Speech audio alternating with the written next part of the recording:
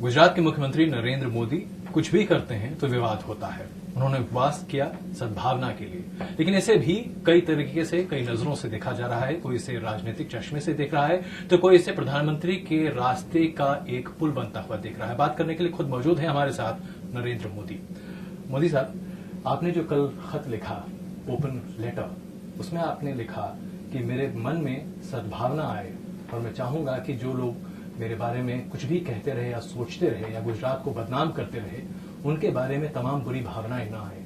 क्या अभी तक आप आहत रहे हैं कि लोग आपके ऊपर और गुजरात पर जो आप कहते हैं तमाम आक्षेप लगाते रहे हैं?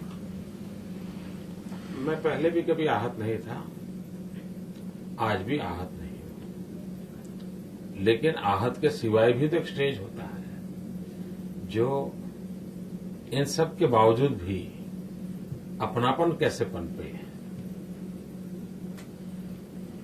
किसी ने कुछ कर दिया, उसके बावजूद भी अगर मैं अनशन पर बैठा हूं तो मुझे भी तो ईश्वर से कुछ अपने लिए मांगना चाहिए। तो मैंने खुद के लिए मांगा है कि मुझे शक्ति दे, जो मुझे सबसे प्यार करने की ताकत दे, सबको अपना बनाने की ताकत दे। और ये तो निरंतर प्रक्रिया है जो चलनी चाहिए।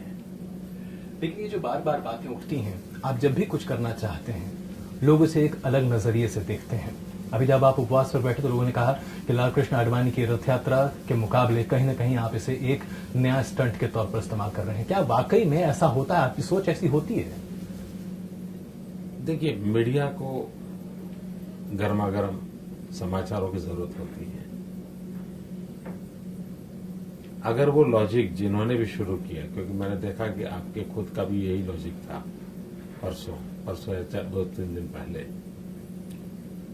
अभी वो चला गया, उसके बाद कोई उसका उल्लेख नहीं कर रहा है। हवा में एक दिन चला लिया, गर्मा गर्म कर दिया, छोड़ दिया। कोई मुझे कहे कि आडवाणी जी की यात्रा अक्टूबर में है, इसको उसके साथ क्या लेना देना? ये एक राज्य का कार्यक्रम है और राज्य में भी बीजेपी का कार्यक्रम है, इसका और इसको कोई लेना देना नहीं हो सकता, हो ही नहीं सकता। और जब मैं पहली बार मैंने आज तक पर ही सुना ये लॉजिक, तो मैं भी हो गया कि कमाल के लोग हैं यार, क्या क्या सोचते रहते हैं। हम तो वही सोचते हैं जो तमाम राजनीतिज्ञ कहते हैं। मोदी जी, अब मैं आरोप नहीं लगा रहा हूं, मुझे मजा आया, हंसी आ गई और कुछ नहीं हुआ। ये बताइए कि लोग ये कह रहे हैं, खास करके आपके जो विरोधी हैं, कांग्रेसी हैं या तमाम अन्य नेता, वो कह रहे हैं कि प्रधानमंत्री का पद कहीं ना कहीं आपकी निगाहों में है और इसीलिए आप अपने आप को एक पोजीशन करना चाहते हैं और मुस्लिम माइनॉरिटी को भी आपकी तरफ लाने की कोशिश करें। आरोप कितना सही या गलत है? आप लोग मुझे बहुत सालों से जानते हो, मेरे जीवन को जानते हो। मैंने बहुत छोटी आयु में घर छोड़ा था। मेरे परिवार में किसी का राजनीति से लेना देना नहीं है।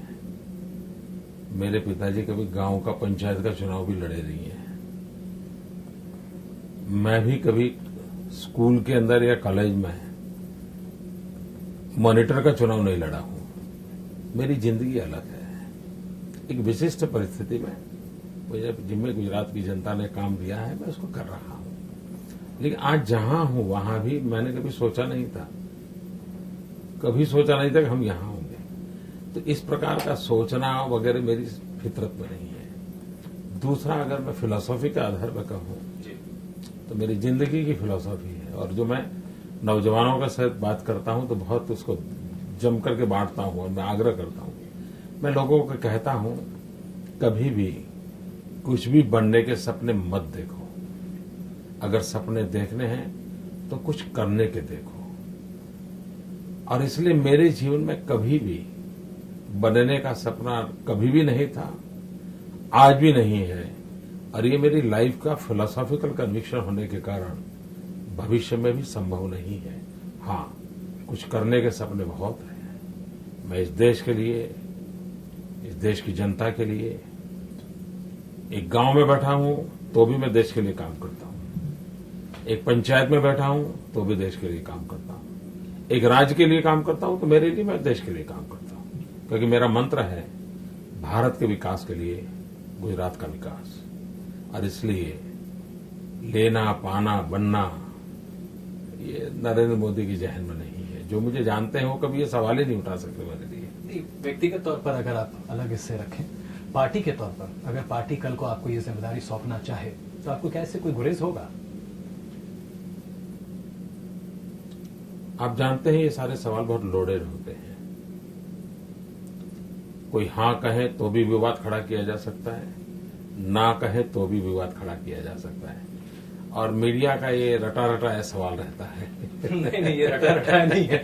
मैंने पहले भी इंडिया टुडे कॉन्क्लेव में भी आपसे ये सवाल पूछा था, इसलिए आज दोबारा रटाया होता है। लेकिन जैसे कि पार्टी समझती है, भारतीय जनता पार्टी के लोग मानते हैं कि आप उन लोगों में से हैं जिन्हें ये जिम्मेदारी सौंपी जा सकती है। कम से कम आप ये तो मानेंगे? मेरी किसी से बात नहीं हुई है। मोदी जी, एक और अहम सवाल, बहुत सारे ऐसे लोग जो कि खास करके राजनीतिक कमेंटेटर्स हैं, उनका ये मानना है कि आपके आने से कहीं न कहीं जो एनडीए गठजोड़ है वो साथ नहीं होगा, क्योंकि आज भी आपके मंच पर जेडीयू के नेता नजर नहीं आए और शरद यादव ने कहीं न कहीं आपको एक तरह से आक्षेप भी किया आज दिल्ली में। आपको लगता है कि नीतीश कुमार या उनकी पार्टी के लोग या इस तरीके के लोग आपसे जुड़ना पसंद नहीं करते? देखिए, एनडीए का भारतीय जनता पार्टी हिस्सा है। मैं भारतीय जनता पार्टी का कार्यकर्ता हूं, मैं भारतीय जनता पार्टी का मुख्यमंत्री हूं, तब भी एनडीए तो चल ही रहा है और बड़े अच्छे ढंग से चल रहा है, तो सवाल का निशान क्यों उठा रहे हो भाई? एक और सवाल मैं आपसे जानना चाहूंगा मोदी जी, व्यक्तिगत तौर पर पिछले 9 साल से लगातार आपके ऊपर एक के बाद एक आघात होते रहे हैं।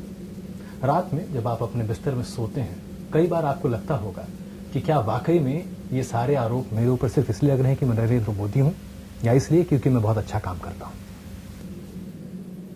मैं शुरू में ये आरोप वगैरह की चीजें मेरा थोड़ा मन लगता था। अब मैं उसमें समय बर्बाद नहीं करता हूं।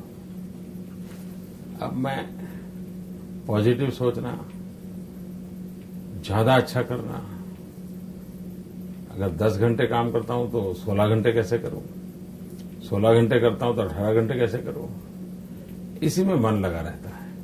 इसलिए नेगेटिव कोई चीजें मेरे आसपास होती नहीं है, और शायद मेरी सफलता का कारण भी यही है कि आपने कभी मेरा बयान भी नहीं देखे होंगे। मैं चेक करो, मैं नहीं पढ़ता हूं, अपना काम करता रहता हूं। और लोकतंत्र में हूं तो उस पर सवाल भी उठाए जाएंगे और उठने भी चाहिए, उसकी आलोचना भी होगी, होनी भी चाहिए। वही तो डेमोक्रेसी की स्ट्रेंथ है। तो what is wrong in it? एक आखिरी सवाल, आज आपने लेबोरेटरी शब्द का इस्तेमाल किया। आमतौर पर लोग कहते थे कि आरएसएस और संघ परिवार की लेबोरेटरी गुजरात है, हिंदुत्व की लेबोरेटरी। आपने उसे डेवलपमेंट की लेबोरेटरी, विकास की लेबोरेटरी में तब्दील कर दिया। शायद धीमंत आपको अच्छे ढंग से बताएंगे।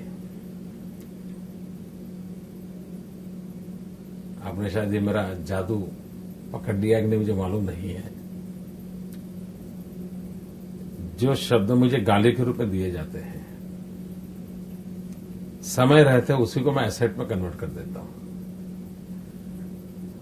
तो प्रचारित करने की मेहनत आप लोग कर लेते हैं और बाद में उसमें रंग भरने का काम मैं कर देता हूं। तो अब मुझे किसी को लेबोरेटरी समझाने की मेहनत नहीं करनी पड़ती। लेबोरेटरी आपने समझा दिया था, अब लेबोरेटरी डेवलपमेंट की है, वही मुझे एक छोटा सा काम करना पड़ता है। मोदी जी, अगर हम वाकई में देखें तो आज जब आप अपने राजनीतिक करियर को देखते हैं तो जहां से आपने शुरू किया, आज जहां तक पहुंचे, इस मकाम तक पहुंच कर क्या आपको ये आत्मसंतोष है कि आप वो सब कुछ कर पाए या कर रहे हैं जो वाकई में आप करना चाहते थे? क्योंकि लोग आपके ऊपर आज भी कई तरह के सवाल खड़े करते हैं। देखिए, सार्वजनिक जीवन में हम अकाउंटेबल हैं और सवाल उठने ही चाहिए। हमारे पल पल का हिसाब मांगना ही चाहिए। तो कोई अगर सवाल उठाता है, it's a part of democracy and I must honour that question. तो ये तो कोई सवाल ही नहीं उठता कि ये क्या बात है। अच्छा, दूसरा विषय है कि जिस दिन किसी के इंसान के जीवन में कुछ करने का अब पूरा हो गया, उसका मतलब उसकी जिंदगी वहां समाप्त हो गई। जिंदगी का नाम ही यही है कि हर पल नया करने का इरादा हो, हर पल ज्यादा करने का इरादा हो। तो मैं तो ठहराव का विरोधी हूं जी। हम तो चलते रहना चाहते हैं और अधिक करना चाहते हैं।